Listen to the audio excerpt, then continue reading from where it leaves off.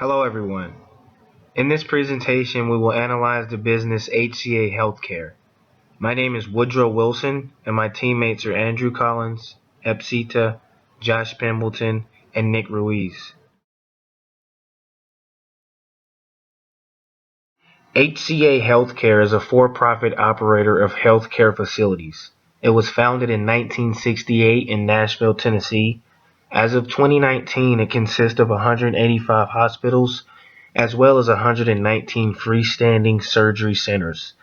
This includes freestanding emergency rooms, urgent care centers, and physician clinics in the United States and the United Kingdom.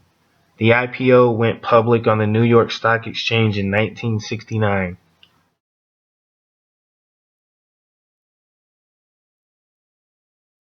We will start this presentation by discussing and analyzing the overall healthcare industry.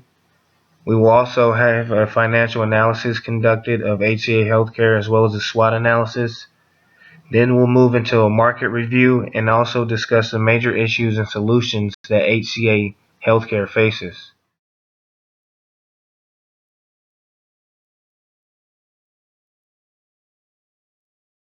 Looking into the healthcare industry, in 2018, the industry revenue was $1.8 trillion, and global healthcare is projected to reach $10 trillion by the year 2022. This will increase dramatically, growing around 5.4% over the next 4 to 5 years. This is a huge increase. In 2013 to 2017, the industry grew around 2.9%. One thing we'll see is that spending will continue to be uneven among markets, where in the US, the healthcare per person will be around $12,000, where in Pakistan, it will only be $54,000, so there will be no changes there versus our current state. One thing we noticed is that consumers are becoming more informed and empowered, where technologies are being developed and personalized to engage with those consumers. Data, security, and ownership will become more of a priority, and healthcare delivery and mobility could potentially alter who delivers the healthcare and how.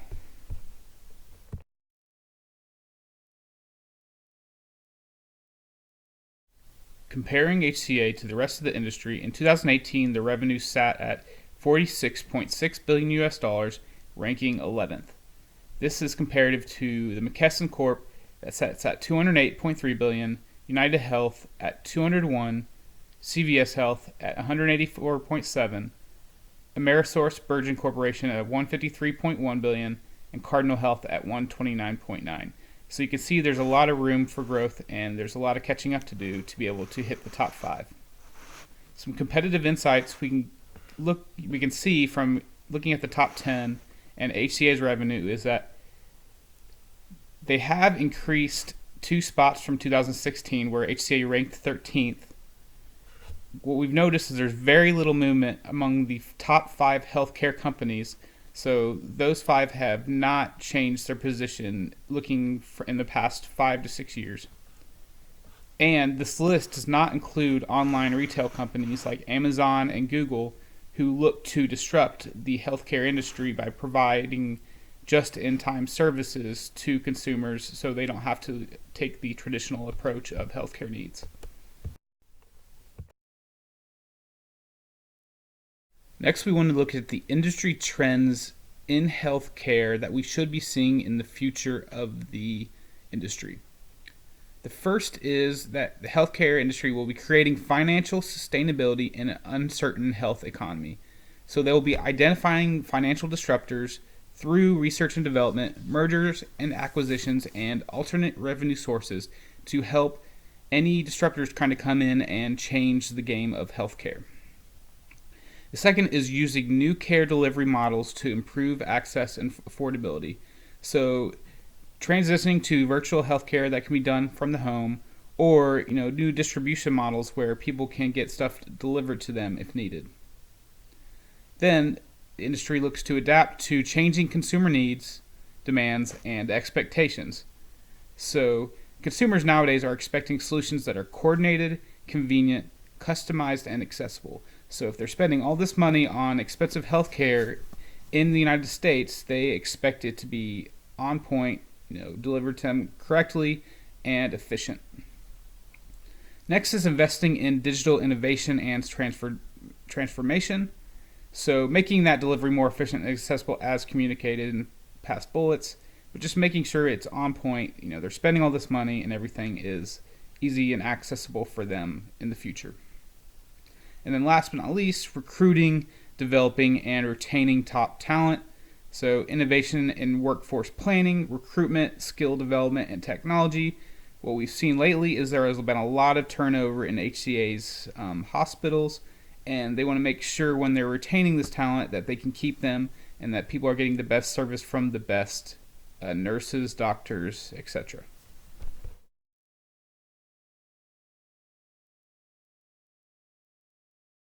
One thing we wanted to note was the number of hospitals that each competitor in the healthcare industry has. This is for for-profit and non-profit companies in the industry. And as you can see, HCA Healthcare leads with 185, where the next competitor only has 151. One thing we want to note, this does not include pharmaceutical and biomedical companies, and that the major competitors are companies like Ascension Health, where they're nonprofit and are tax exempt, but are still able to compete in the same markets as HCA Healthcare. So as HCA continues to do business, they take pride in the number of hospitals they have and being the leader in the industry in this area. But a major question about this is this too many hospitals, and do they need to cut back and become more efficient with the ones that work better within their company?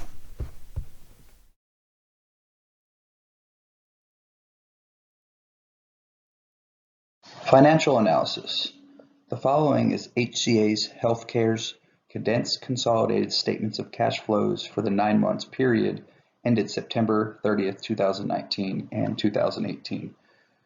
Noted the dollar amount is presented in millions. The reason for the 9-month period is to show the relevance of most current data for HCA's healthcare. In the chart below, noticeable items to address will be that of the net income at $2,892 million in 2019 versus the $3,144 million in 2018.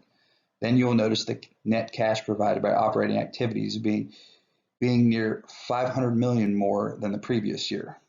Under cash flows from investing activities, the total net cash used in investing activities was negative $4,375 million in 2019 and much less in 2018, coming in at minus $2,615 million. In reference to cash flow from financing activities, the total net cash used in financing was much less in 2019 with $661 million compared to 2018 with $2,114 million.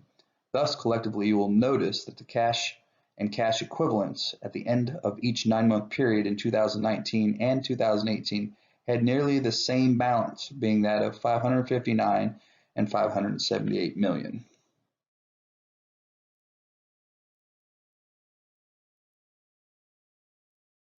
Financial analysis continued. Next is discussing shareholder returns, where it is important to note the HCA underperformed the U.S. healthcare industry, which returned at 1.6 over the past year. HCA continues to underperform the U.S. market and economy, which returned at 15.5% recorded last year. This is not common for HCA because the previous years HCA had proved to perform much better than the average in the U.S. healthcare industry and the U.S. market overall. Here you'll notice debt concerns. HCA has high-level assets and inventory and high-level debt. HCA has negative shareholder equity, liabilities exceeding assets, thus debt is not covered by short-term assets. But it is important to note that in reference to healthcare, Bloomberg has carved out a section for healthcare companies that makes it acceptable to carry high debt loads unlike other industries. The purpose for this is because there will never be a shortage of customers in reference to healthcare. On a positive note, HCA debt is covered by their operating cash flows, which is 21.6%. With debt being a concern, HCA has a negative shareholder equity, which is a far more serious situation than high debt level.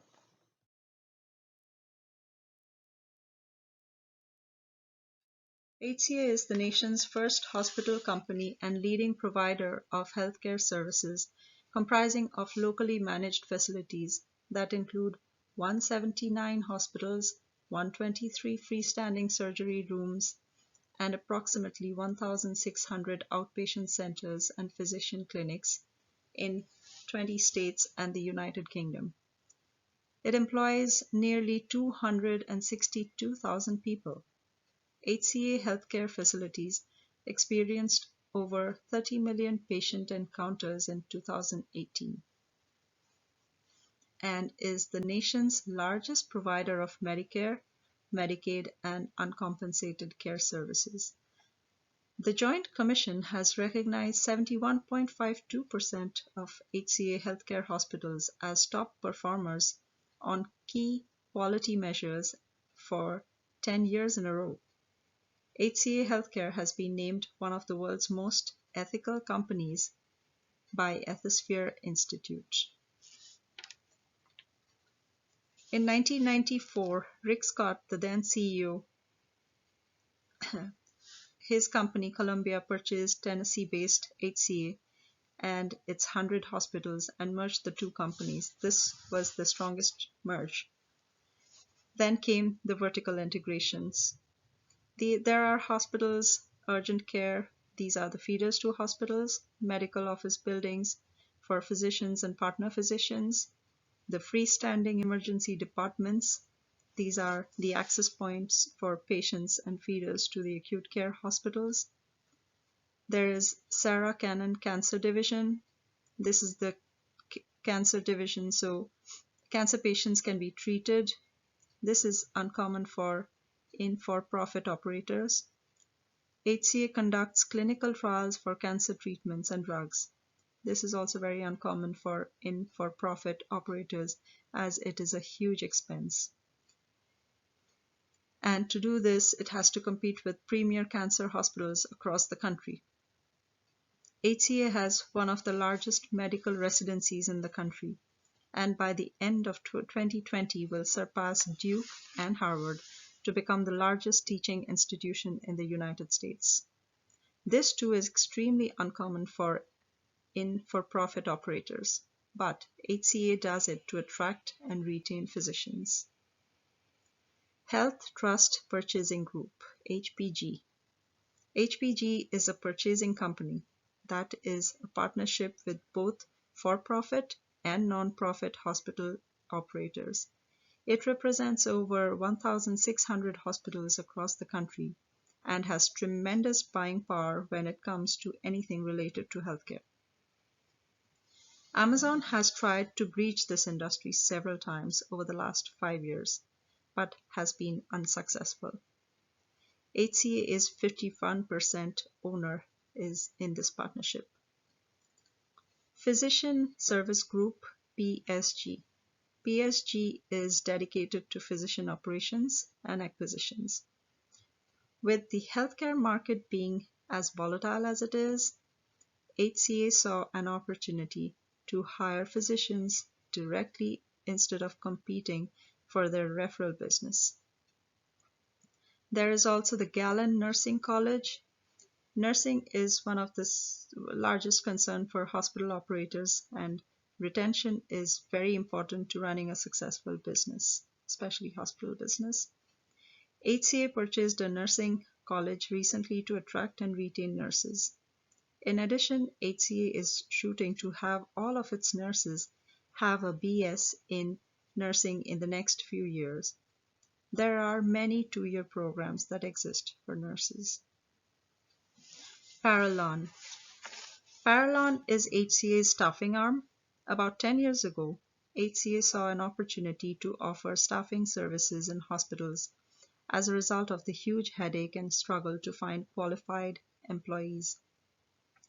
Parallon is an HCA subsidiary but offers staffing services, payroll, HR, etc. to many hospital operators in addition to HCA. Information Technology Group, and this can be under the disruptive digital innovations. So ITG is HCA's innovative arm. ITG works not only on networking and computer staff for the corporate campuses and hospitals, but it is also the area where innovations are born.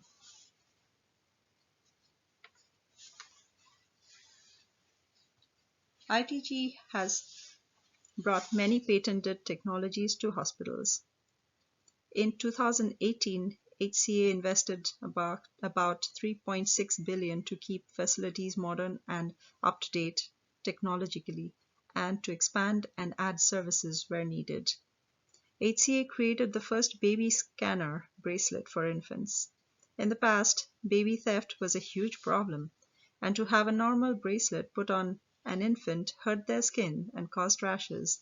So HCA created a skin-friendly bracelet that not only could be scanned for patient information, but tracked where the baby was to prevent kidnappings. HCA is currently partnering with Amazon to create smart hospital rooms. Imagine going to a hospital and instead of seeing a nurse or doctor log patient records, it would be awesome to have voice control and document everything, maybe with Alexa in the room. HCA is also innovating modular hospital rooms.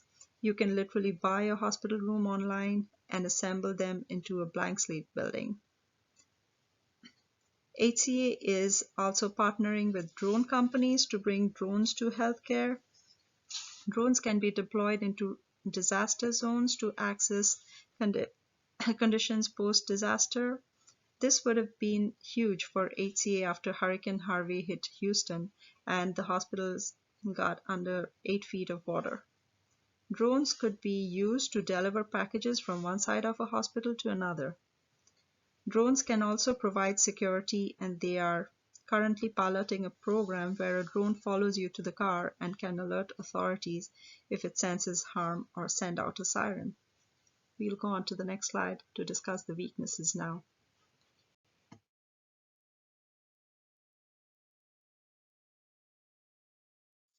Here are some of the weaknesses of HCA healthcare system. In the late 1990s, Columbia HCA CEO Rick Scott oversaw the largest Medicare fraud in the history. The company was raided by the FBI for Medicare fraud, and the original founder, Dr. Frist, came back and saved HCA from going under. Scott had started with Columbia in 1987, purchasing 2 El Paso, Texas hospitals. Over the next decade, he added hundreds of hospitals, surgery centers, and home health locations. In 1994, Scott's Columbia purchased Tennessee-based HCA and its 100 hospitals and merged the companies. In 1997, the federal agents went public with an investigation into the companies, first seizing records from 4 El Paso area hospitals and then expanding across the country. The investigation focused whether Columbia HCA had committed Medicare and Medicaid fraud. Scott had to resign in July 1997. Among the revelations from the 2000 settlement, Columbia billed Medicare, Medicaid, and other federal programs for tests that were not necessary and had not been ordered by physicians. The company attached false diagnosis codes to patient records to increase reimbursements to the hospitals. The company illegally claimed non-reimbursable marketing and advertising costs as community education. And lastly, amongst many others, Columbia billed the government for home health care visits for patients who did not qualify to receive them. The government settled a second series of similar claims with Columbia HCA in 2002 again for an additional $881 million. The total for the 2 fines was $1.7 billion. The next would be hospital revenue improvement. HCA competes in about 20 states in the US, and considering the financial reports, it may be an improvement decision to exit Louisiana and sell the remaining facilities. Number 3, maybe the nurse turnover or retention rate. Nursing is the single largest concern for hospital operations and retention is key to running a successful business. There are units in hospitals that are sitting idle because they could not hire nurses to staff them. HCA purchased a nursing college recently to attract and retain nurses. In addition, HCA is shooting to have all of its nurses have a BS in nursing in the next few years. There are many two-year programs that exist for nurses. The fourth may be the small percentage margins for self-pay Medicare and Medicaid patients. HCA Medicaid patients net zero at the end of the day, and Medicare patients might have 2 to 3% margins depending on market. It's the commercially insured patients where hospital operators can make their margins. Self-pay is typically bad debt, as collection is a nightmare. We'll go on to the next slide at this point.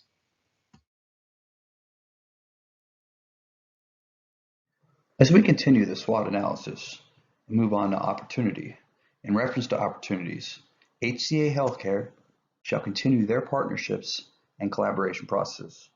Within the partnerships and collaborations, HCA will continue to grow their partnership with Amazon in order to advance the innovative process of the smart hospital in an effort to transform the industry in 2020.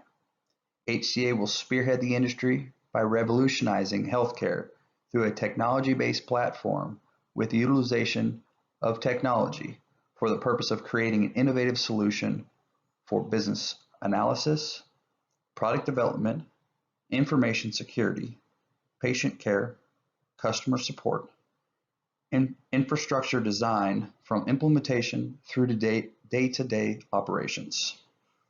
Next, we have big data and analytics. HCA will shift focus and capitalize by encompassing the utilization of big data and analytics. For the insurgency of big data has taken corporation and financial environments by surprise, generally by allowing business intuition that formerly needed enormous computing power and large overhead costs. The great improvement of data and analytic technologies has halted entire industries. The time is now for HCA to strengthen their horizon through relationships that they have built and partnerships formed to incorporate big data and analytics in their health-related business practices. With the utilization of sophisticated big data tools, HCA care providers can not only identify which risk factors lead to patient issues, but also which patients will have the need to be monitored more closely. This saves both time and money. Time is something that HCA knows can lead to the opportunity of saving lives.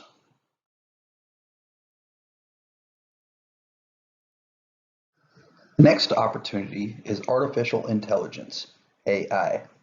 HCA currently developed a real-time tool driven by artificial intelligence for the early sepsis detection in patients, thus saving patients' lives. For saving patients' lives is always a good thing. Sepsis is a life-threatening condition that arises when the body's response to infection causes injury to its own tissues and organs. Sepsis is also known as blood poisoning or poor blood flow. To keep with similar focus, HCA will continue new and improve artificial intelligence and machine learning technologies for real-world applications for everyday use. By leveraging these tools, HCA will be able to access information faster and deliver better results. HCA will continue to perfect their business practices by utilizing artificial intelligence within future operations. Then there is the opportunity to increase innovative efforts within blockchain. HCA will deliver blockchain solutions for healthcare and empower the healthcare industry as a whole by providing life-changing services. HCA Healthcare recently collaborated with FedEx and Hashed Health to form Tokenzy, Tennessee, an organization set to outline the state's approach to blockchain, distributed ledger technology, DLT, and to shape a course of action to enhance Tennessee's DLT community. Lastly, HCA Healthcare shall continue joint effort to counter and combat the nation's opioid crisis. Beginning in 2018, HCA Healthcare joined a growing collaborative effort of over 35 organizations and agencies that collectively represented the federal, state, the local governments, plus nonprofits, academia, and much more. For efforts like this are good for the healthcare industry as a whole, plus HCA's future operations, public representation, and overall public appearance and public relations.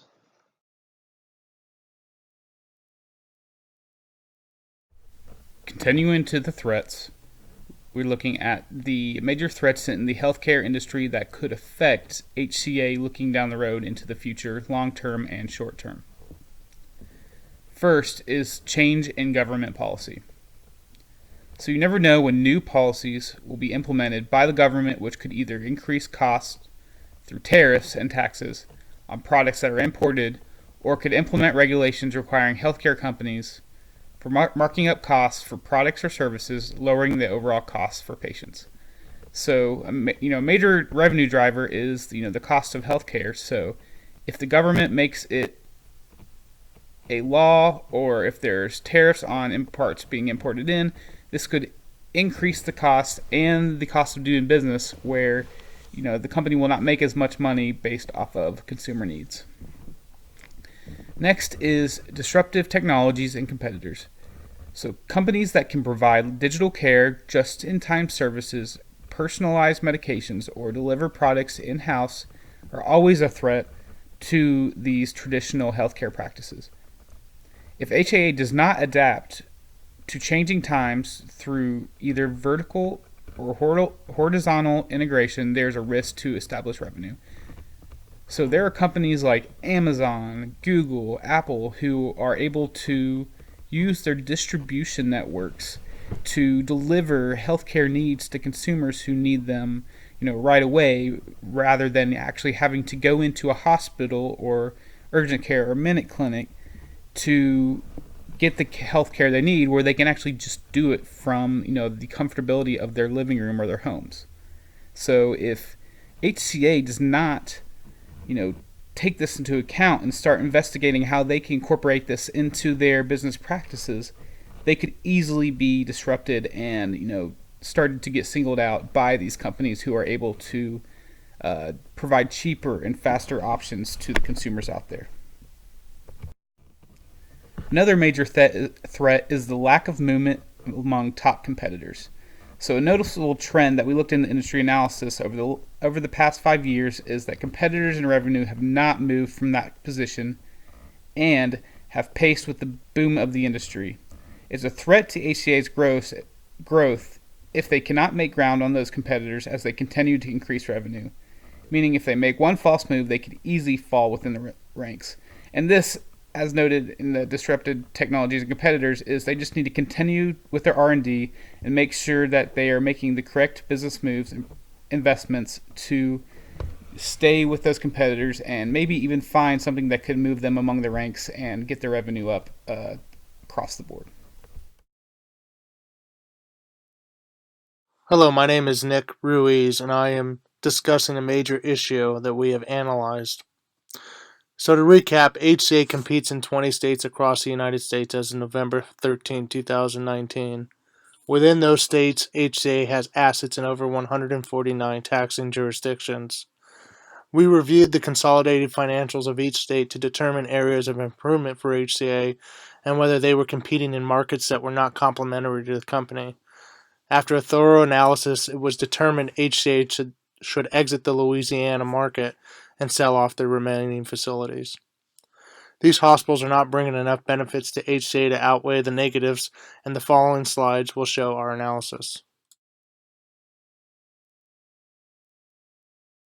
On December 31, 2018, HCA had 5 hospitals and 1 surgery center in Louisiana.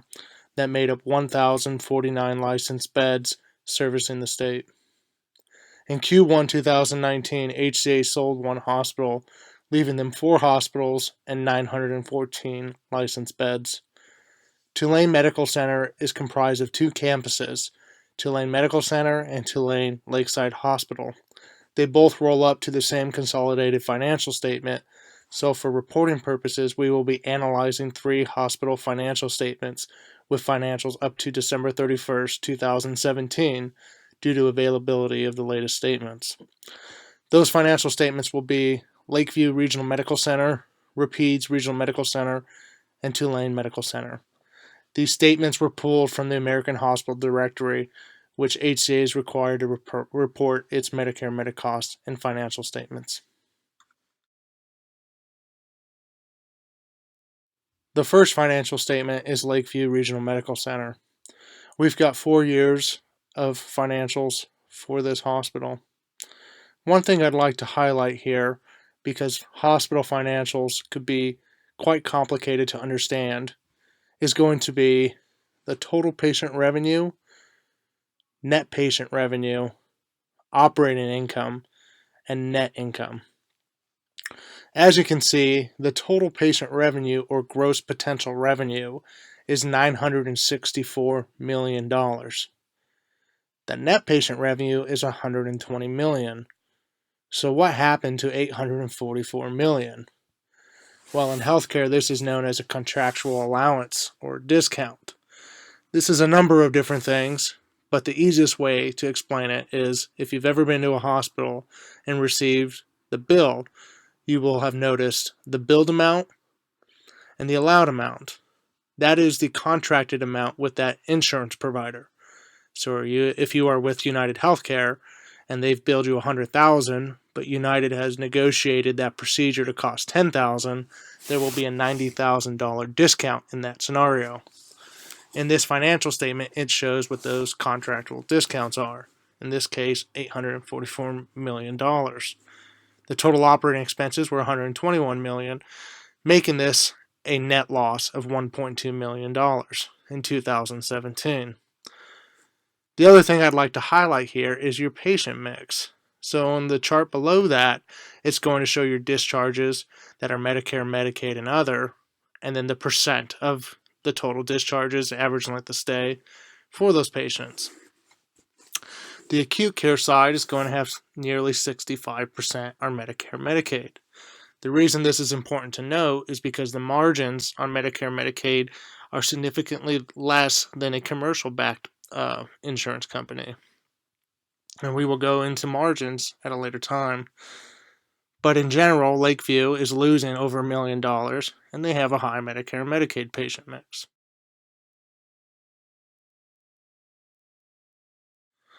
The next hospital is Rapides Regional Medical Center. Rapides is a little bit different in that they're making money. It's not a lot of money, and it's been higher in years past, which wouldn't make this a target to sell. However, when you look at the state as a whole, this kind of gets lumped in there. So if you're selling this as a portfolio, this might be the good with the bad.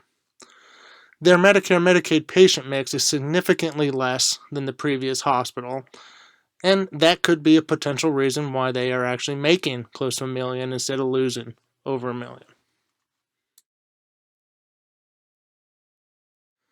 This is Tulane Medical Center, which is comprised of Tulane Medical Center and Tulane Lakeside Hospital.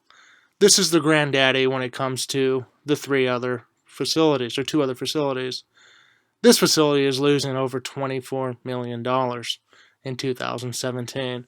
It is quite a high amount and a big eyebrow raiser if you are a hospital operator. Why is this hospital losing so much money? With close to $3.4 billion in potential gross revenue, why are we losing $24.4 million? It could be because 22% are Medicare, Medicaid, which is significantly lower than Lakeview, or the fact that you've got high psychiatric patients, rehabilitation patients, which is not HCA's bread and butter, and is typically a loss. Or it could be because the number is inflated with people who don't have insurance. Those are private pay And typically, if those people are unemployed, they're not going to be paying their hospital bill. In the healthcare world, they know that as bad debt. In this situation, there's over $24 million of lost income for Tulane Medical and Tulane Lakeside.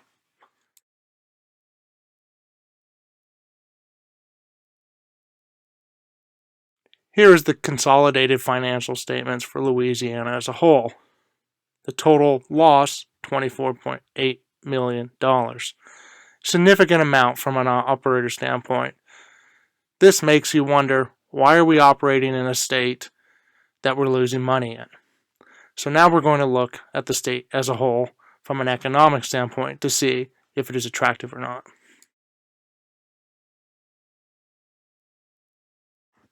But first, we want to look at our balance sheet. What is the potential cash windfall from selling our assets? Now, this is assuming we sell it at book value, but there is close to $500 million of assets that we could free up and liquefy in the event we sell the 4 hospitals. I went to census.gov and ran the 3 main cities that we operate in, which are Alexandria City, Covington City, and New Orleans. As you can see, Alexandria and New Orleans have a relatively low median household income, but more importantly, they have relatively high people in poverty. This could be going into a reason and explaining why we have such high discount losses when maybe the Medicare and Medicaid patient mix is a little bit lower.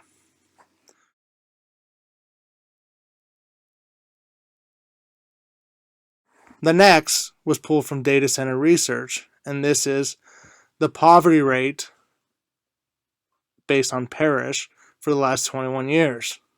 Orleans Parish, surprisingly, has had a decline of 4% in their poverty, while Jefferson and St. Tammany have had an increase, and the metro is relatively flat. The reason I say surprise is because in 2004, they had Hurricane Katrina, which devastated the economy, and New Orleans has been struggling to get out ever since. It looks like they may be turning the tide, but that is still an extremely high number of people in poverty.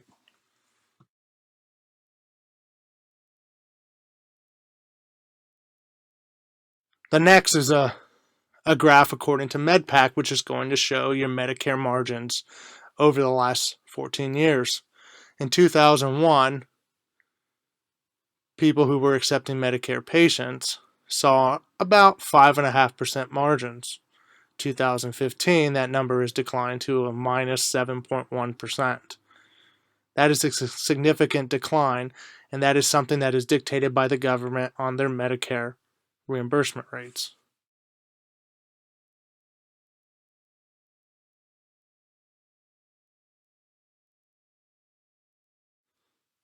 This next chart is from the American Hospital Association. It takes a little bit different look at Medicare, Medicaid, and private pay insurance. This shows a hospital payment to cost ratio. So let's assume $1. If you have a Medicare patient you're treating on average in 2016, and it costs you $1 to treat them, on average, you are going to receive 86 cents on that dollar. Reverse, if you're receiving a private payer, let's say Cigna Health, and you have $1 cost for that patient, you are going to receive $1.40 in return, which is going to give you your margins. This is important to note because hospitals cannot choose their payer mix. It is given to them. They cannot choose unemployment in the city. They cannot choose who they are or are not going to treat. Legally, anyone that walks into that door, you have to treat them. That is why a lot of hospitals have gone away from looking at your insurance until after they have triaged you to make sure that you are going to be okay. It prevents liability and lawsuits. Nevertheless, this clearly shows a gap between Medicare and Medicaid patients and private payer patients. And with a city with high unemployment, which is going to increase your Medicaid patients, and with a city that has high ratios, it makes it wonder, why are we still doing business here? Medicare and Medicaid reimbursements are a problem, and they are a growing trend in Louisiana, which has clearly negatively impacted the financial statements for HCA. According to an article written in Modern Healthcare, while Medicare has never totally covered the cost of care, hospital executives say the chasm between the two has widened in recent years due to a number of factors. Federal mandates to deploy expensive health information technology systems under the Meaningful Useful program, a 2% across-the-board cut to provider Medicare payments under the Budget Control Act of 2011, reductions in Medicare disproportionate share hospital payments, and the move to alternative payment models, layoffs and reductions in services have been common coping mechanisms to avoid the income drop. HCA is lucky to have size and scale to control its costs, but it's clearly not outweighing the negatives here. Last, I would like to show you a slide here from the annual investment by state document that HCA publishes on their investor relations site.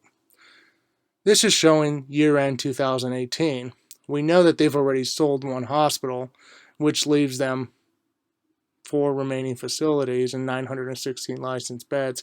But the number I'd like to highlight here is the total uncompensated care, which is $26.3 million.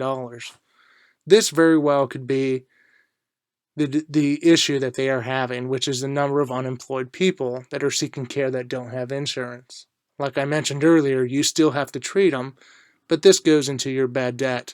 You can't control those patients that walk in, but as a for-profit operator, you can control the market that you decide to operate in, and that is why we have decided that HCA should sell off its remaining assets in Louisiana and exit the market.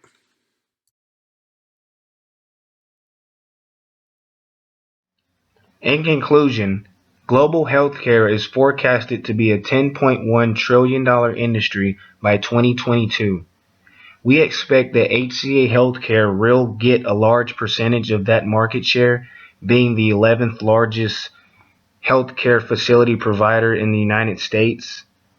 Even though HCA over the course of the last year has underperformed at negative 3.2% compared to the U.S. healthcare industry, which returned at 1.6%, it should be worth mentioning that HCA Healthcare's stock price in December 2019 is 140, which CNN Business predicts that the stock price forecast will increase by 10.9% over the next 12 months, with the high predicted forecast of 175.